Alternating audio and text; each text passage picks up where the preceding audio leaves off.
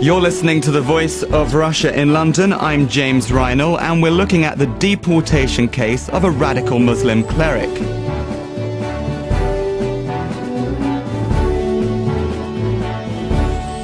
He has been described as a truly dangerous individual and a key UK figure in Al-Qaeda-related terror activity.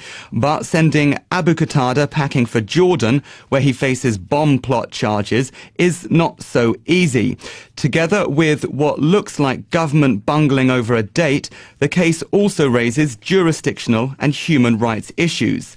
And it once again pits Whitehall against the European Court of Human Rights in Strasbourg.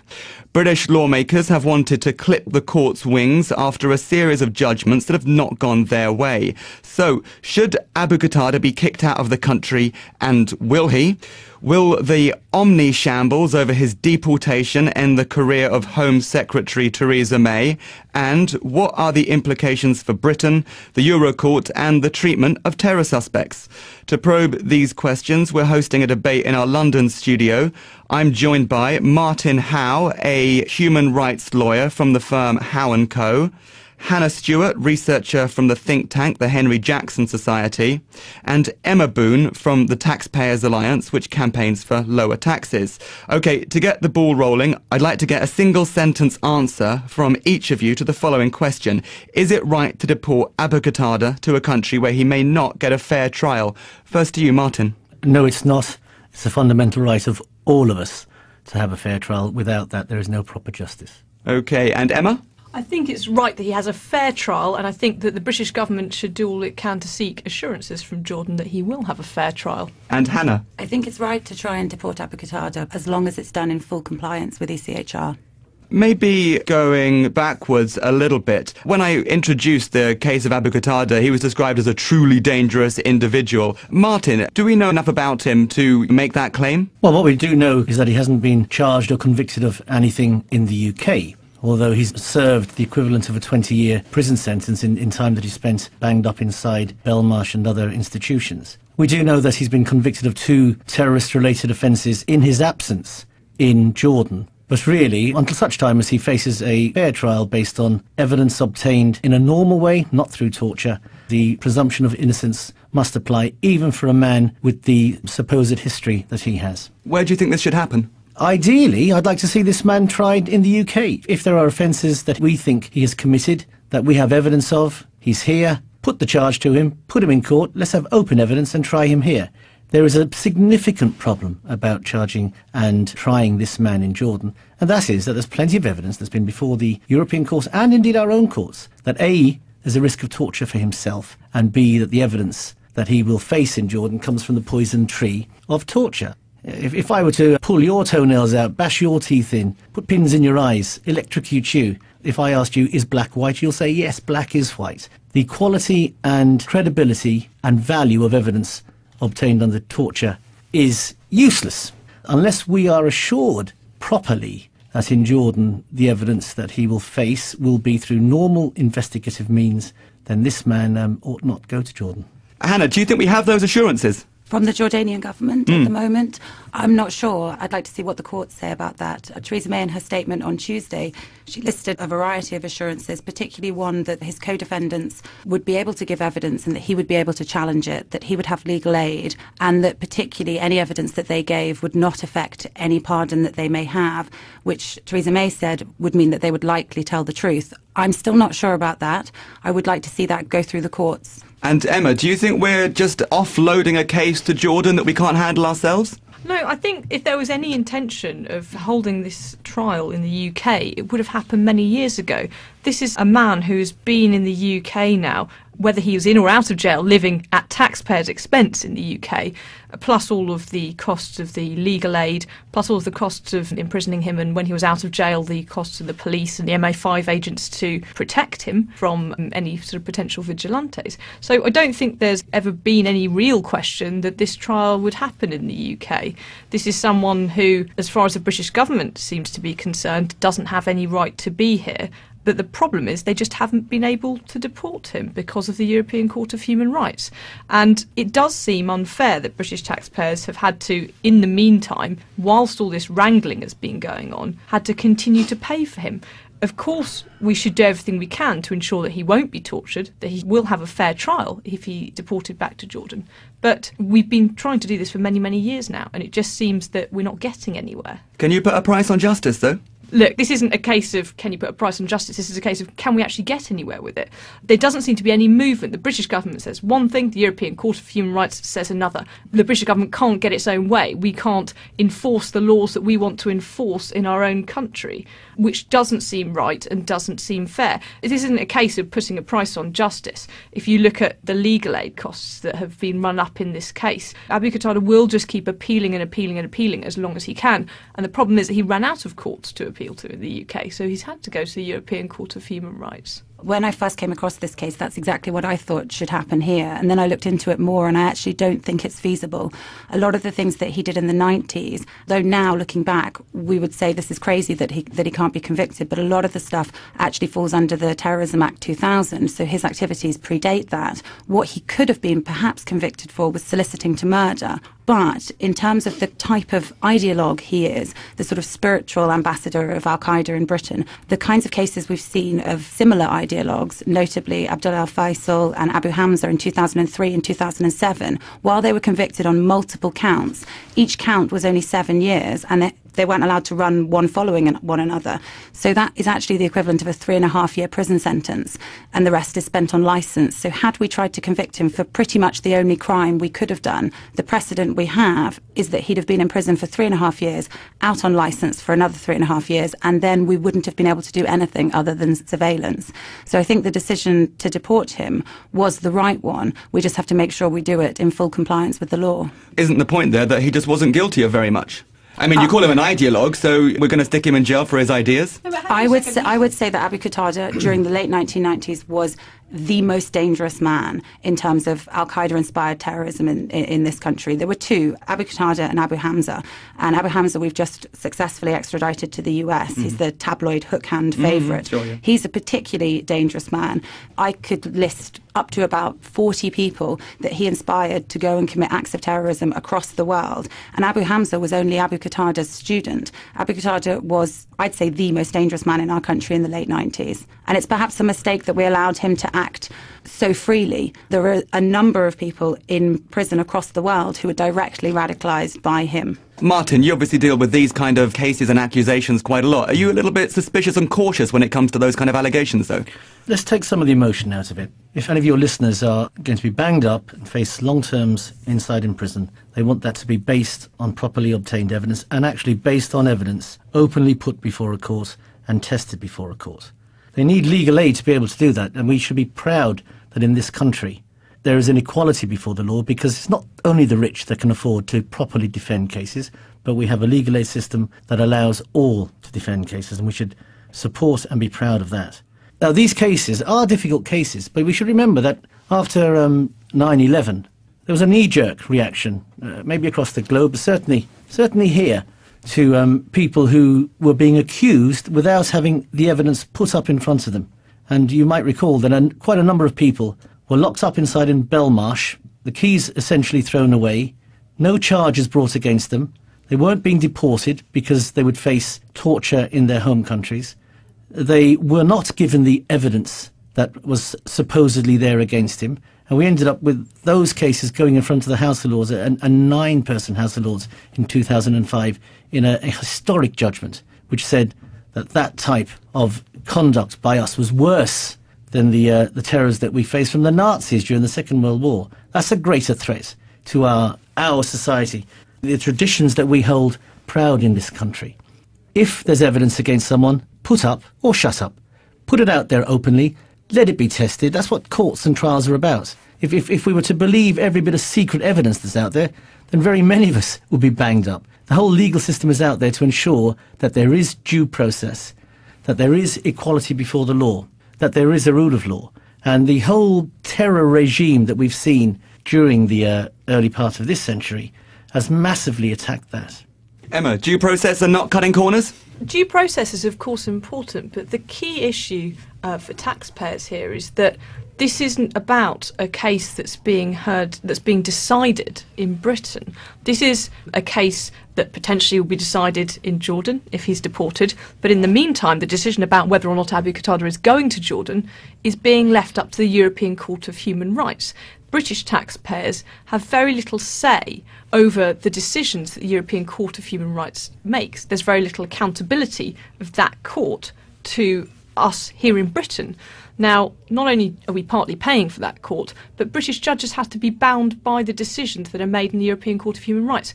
Judges in Strasbourg can overrule decisions made by judges here in Britain.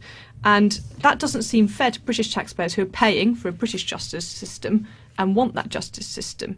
And instead, what they're ending up doing is paying for, and I agree that legal aid is important so that everybody has equal access to justice, but what they're paying for here is for legal aid for a case that is being decided by the European Court of Human Rights that's not being decided by a British court.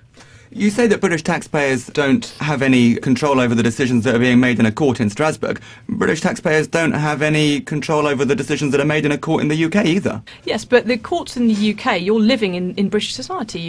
You're part of the British justice system is part of our civil society. You agree to live here and be bound by its rules. That's kind of part of the deal. Whereas the European Court of Human Rights, to many people, is remote. It's something that it has overruled many, many judgments that have been made by British courts.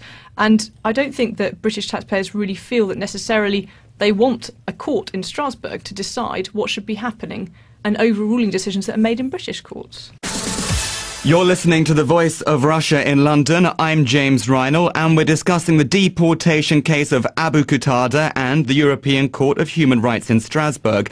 I'm joined by Martin Howe, a human rights lawyer from the firm Howe and Co, Hannah Stuart, a researcher for the think tank the Henry Jackson Society, and Emma Boon, campaign director for the Taxpayers Alliance, which campaigns for lower taxes.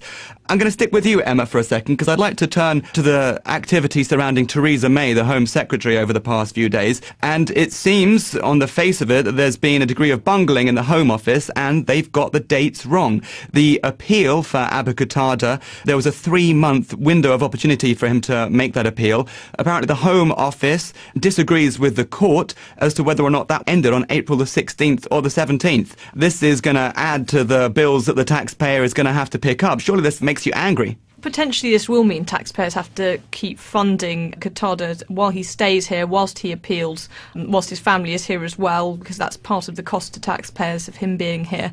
But the interesting thing about this is that no one seems to be able to agree on what the date was by which he should have lodged his appeal.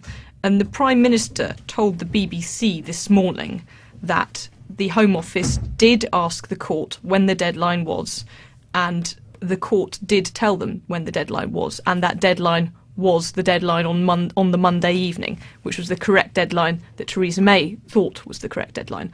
The court now appears to be saying that's not the case. So it's unclear. Either the Prime Minister's right or the court is right.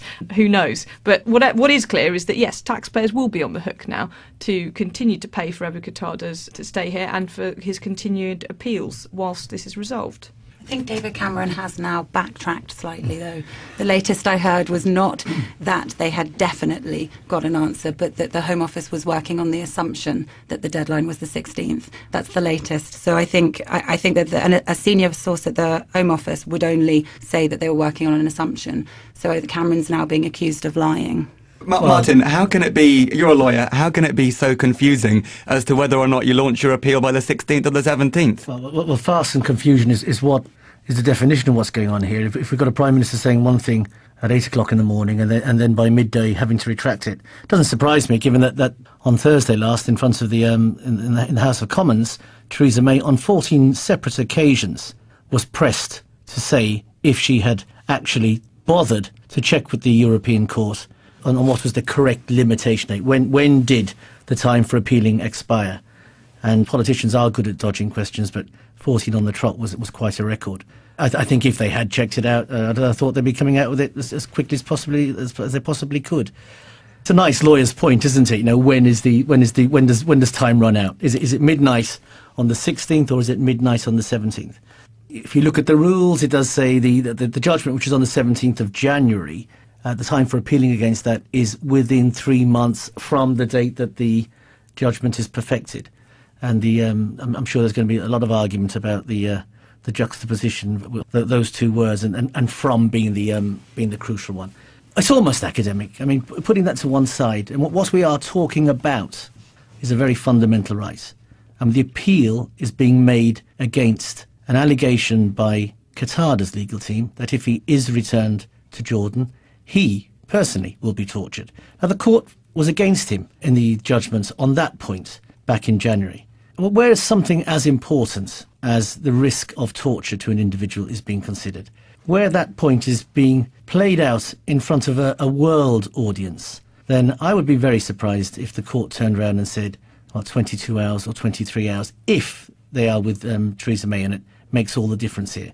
We've had years and years of arguments and wrangling about it, and we're not going to even consider whether there is a proper appeal here. Now, what will happen next is that the application to go to the Grand Chamber, this case was heard not by the Grand Chamber, in the decision that was made on the 17th of January. The application now to go in front of the Grand Chamber will be heard within the next 3 months by a panel of 5 judges. If it's successful, it will go in front of a 17-panel judge Grand Chamber the next 12 to 18 months. That's the timescale we're looking at. OK. Hannah, can you make any prediction about what's going to happen as the case proceeds? Well, Martin's right. The Grand Chamber has to decide, and that's within 3 months. And then I think if any decision is made, it's then 8 to 12 months. Theresa May was clear, even when she gave her speech thinking that she'd successfully resumed deportation on Tuesday. She was right then to say that it wasn't ever going to be a case of days. Even if the deportation had been allowed, even if she'd been within the deadline, he would have still been able to appeal. But he would have appealed on a much narrower basis. He would have solely appealed Article 6. And that's why Theresa May was so happy on Tuesday that she'd played her hand the way she had, because any appeal process would have been, she said, much shorter. That's why she said on Tuesday she was happy that it wasn't going to a Grand Chamber decision, because that would open up all of the articles, particularly Article 3, which the UK had successfully won in January. And that was a really big moment for the UK, because we've been trying, in many cases and failing, to get deportation with assurances to a variety of governments. We tried with Libya, and ECHR said that wouldn't work. We intervened in a case with Italy in 2008, where Italy were trying to deport suspected terrorists to Tunisia, and we were a third party to that, and we were trying to argue that assurances were enough. And again, ECHR said assurances were not enough. So it really was quite significant in January that the processes that the Home Secretary had gone through with Jordan were considered enough by ECHR. So it is a big mistake for Theresa May that area has to be reopened. That's why it's going to take longer. I would predict maybe 12 months, 18 months. And Emma, I guess that doesn't fill you with great optimism. No, it doesn't. In the period that Abu Qatada's been in the UK, he's got a family here. And if you count up all of the benefits that his family have claimed as well, and you add in the legal aid, and you try and, you can estimate what the cost of keeping a man in prison has been over that period, and estimate the costs of the police and the security for the period when he was released from prison under the curfew order, where he had to stay in his home for 22 hours a day. He was still considered to be a very dangerous man, and obviously was considered to be potentially a victim of vigilantes. So if you add all this up, he was, just in benefits alone, we're talking like £50,000 a year for his entire family. So we're talking millions and millions of pounds already, and this is only going to add to that. You're listening to The Voice of Russia in London. I'm James Reinl, and we're looking at the deportation case of Abu Qatada and the European Court of Human Rights in Strasbourg. I'm joined by Martin Howe, a human rights lawyer from the firm Howe and Co, Hannah Stuart, a researcher for the think tank the Henry Jackson Society, and Emma Boon from the Taxpayers Alliance. Turning to this case of the European Court of Human Rights based in Strasbourg, it's a European institution but not a European Union institution. This falls under the 47-nation Council of Europe. It's existed since the Second World War, and it rules on grievances of individuals who believe their national courts have failed to deliver justice. Now, there's been a bit of a bone of contention between a few of the member nations of the court, Britain included, and this all came to a head last week in Brighton with a meeting between the 19th and 20th of April, in which some of the problems of the court were sought to be addressed. Emma, I'm guessing you have a few issues with the court. Maybe you could explain the case for the problem of this institution. The European Court of Human Rights has overruled several dozen judgments made by British judges in British courts since its inception. And the difficulty is that those cases have already been all the way through the British court system often, and that's already come at a significant cost to taxpayers and has already reached the final court of appeal in the UK, which is what we agreed is the final court of appeal as part of our justice system. Now, once that decision has been made, depending on what the case is, people have a right to appeal to the European Court of Human Rights, and yet British taxpayers in many cases feel that this distant court is overruling decisions made by British judges and imposing laws, imposing judgments on our system, on British people effectively. If you take the example of a recent case which was looking at whether or not prisoners should have the right to vote, regardless of whether or not you think prisoners should have the right to vote in the UK, they don't at the moment. This was a case that was brought by a British inmate. He took it through the court system here. He appealed to the European Court of Human Rights, and the European Court of Human Rights said that he should have the right and prisoners should have the right to vote in the UK. And the difficulty is, whatever you think about whether or not prisoners should have the right to vote, I believe, and many taxpayers believe, that that is something that should be decided here by British courts, because you're talking about British citizens in British jails voting for a British government. So it seems inconceivable, and that's just one example of when the British courts have been overruled, that we can continue to go on in a situation whereby our court system is overruled by the European Court of Human Rights, and in many cases those judgments could cost British taxpayers money. For example, whether or not prisoners should be allowed to vote could open the floodgates for millions of pounds in compensation claims, as prisoners who haven't voted in recent general elections bring compensation claims against the British government. Martin, it's expensive, distant, and imposes judgments on us that should be decided on our own turf. Do you agree? Not everything in life is judged in pounds, shillings and pence. Fundamental rights, such as a right to a fair trial, a right to life, a right not to be tortured. These are fundamental rights that affect human dignity. And I think we're losing our way a bit if we are trying to cost out on each and every those rights. I believe that British courts would not ignore fundamental human rights. Why do we need a whole extra court in Strasbourg? And we have, thankfully, we have a Human Rights Act here, which incorporated the European Convention on Human Rights into domestic law. And in the great majority of cases, our courts do apply the convention correctly. Now, and let's remember the history of that means we don't need it. But let's remember the history of it. This court arose out of the horrors of the Second World War. This court was the brainchild. It's the legacy of Winston Churchill and his team, something that we should be very proud of. The ability of individuals across the 47 states, 800 million people, the individual right to petition this court is at the core of what was dreamt up and brought out at the time in the early 1950s, and is still an important and core part of it.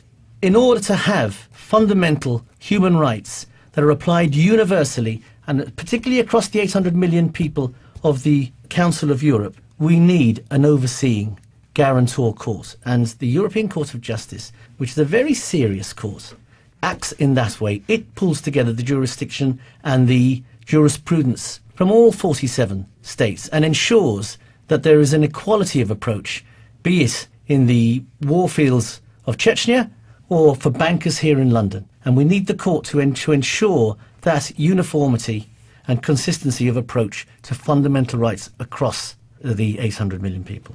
Hannah, is that right? Do we need a court in Strasbourg to tell us here in the UK whether or not we're living up to our human rights obligations? I believe we do. I agree with Martin. I think it's problematic sometimes when people use words like this court in Strasbourg. It's very remote, it's distant, foreign judges. These sorts of words imply that it's somehow a completely different system is being applied.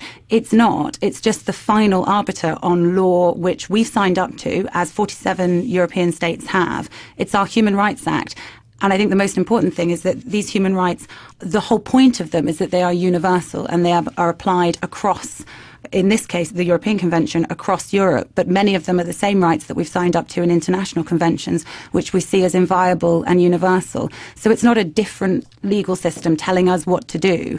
It's a final court holding us to our universal responsibilities. And even if the way that some people are talking, some of the Conservative MPs saying we should pull out of Europe, we should put this murderous scumbag on a plane and send him home, even if we did pull out of ECHR and the Council of Europe, we still have these obligations under the Universal Human Rights Act. What kind of society do we want to be if we pull out of ECHR and the Universal Charter of Human Rights? I know it's difficult to say this. I know it costs a lot. I've seen figures of Abu Qatada personally costing us £500,000. But I think I would rather pay that in my taxes than pull out of ECHR and the Universal Charter of Human Rights.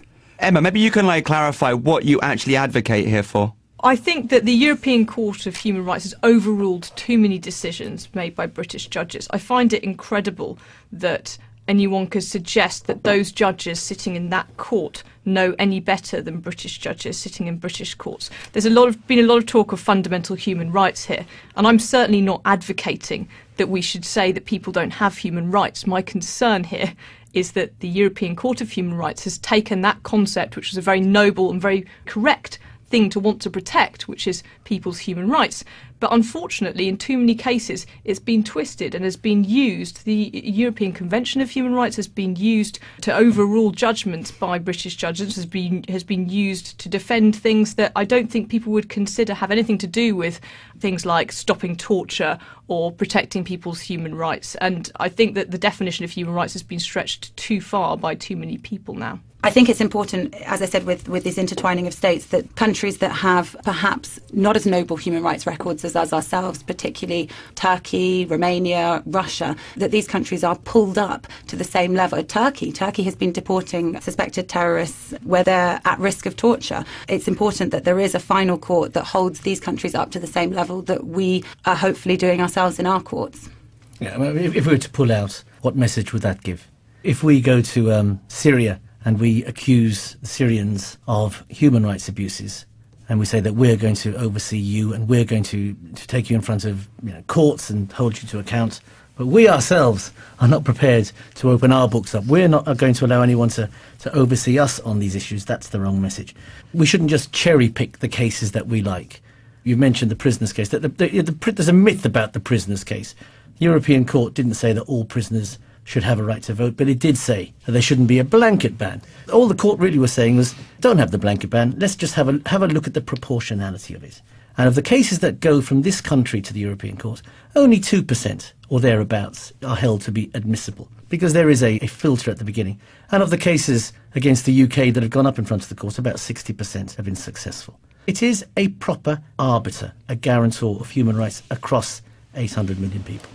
That was Martin Howe, a human rights lawyer for the firm Howe and Co, warning that Britain pulling out of the European Court of Human Rights would send the wrong message globally. I was also joined by Hannah Stuart, a researcher for the think tank the Henry Jackson Society, and Emma Boon, the campaign director for the Taxpayers Alliance. You're listening to The Voice of Russia in London. I'm James Reinl. Stay tuned for the latest update of world news.